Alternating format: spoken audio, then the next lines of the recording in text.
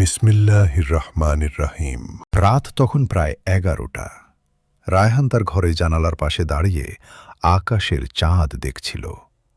হঠাৎ সে লক্ষ্য করল তাদের বাড়ির পেছনের পুরনো গলিতে একটা অদ্ভুত নীল আলো জ্বলছে।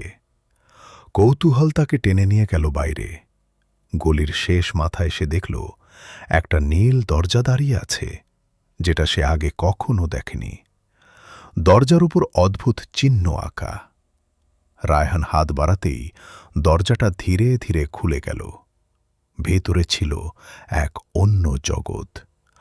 আকাশ ভাসছে, দ্বীপগুলো বাতাসে ঝুলছে, আর বিশাল সাদা ডানাওয়ালা পাখি উড়ছে চারদিকে। হঠাৎ এক কণ্ঠ শোনা গেল, শুধু সাহসীরাই এই জগতে প্রবেশ করতে পারে। একটা ছায়া তার সামনে এসে দাঁড়াল। সেটা ছিল অন্ধকার শক্তির রক্ষক। সে বলল, এই জগৎ বাঁচাতে হলে তোমাকে 3টি পরীক্ষা পার হতে হবে। প্রথম পরীক্ষা, ভয়ের সামনে দাঁড়ানো।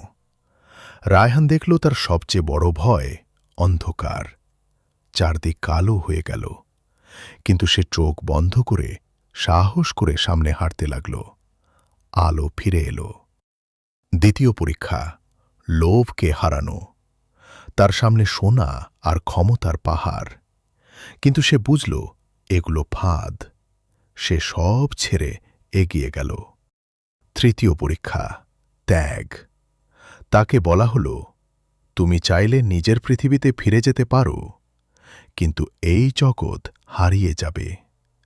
রায়হান কিছুক্ষণ চুপ করে থাকল, তারপর বলল, আমি চাই 2 জগৎই বাঁচুক। তার কথায় নীল দরজা ঝলমল করে উঠল। অন্ধকার শক্তি আলোতে ভেঙে গেল। পরের মুহূর্তে রায়হান নিজের ঘরে দাঁড়িয়ে। সব কিছু আগের মতো, কিন্তু তার হাতে রয়ে গেছে ছোট্ট নীল চিহ্ন, যা প্রমাণ করে সবই সত্যি ছিল। সে বুঝল, সত্যিকারের শক্তি আসে সাহস, সততা আর ত্যাগ থেকে।